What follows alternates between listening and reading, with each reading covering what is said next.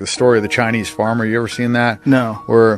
So he loses his horse, and everybody in the town comes over and they say, "Oh, well, that's terrible." And he's like, and they're like, "Oh, well, that's terrible now, isn't it?" And he's like, "Maybe." And then the next day, 7 wild horses come back, and they all come over and they say, "Oh, well, that's great." And he says, "Well, maybe." And the next day, his kid is taking out one of the wild horses and breaks his leg, and the whole town comes over and they say, "Oh, that's terrible now, isn't it?" He says, "Maybe." The next day, the conscription officers come over and they're, taking people into the military to go fight, and they pass by his son because he's got a broken leg, and the whole town comes over and they say, "Oh, that's great now, isn't it?" He says, "Maybe."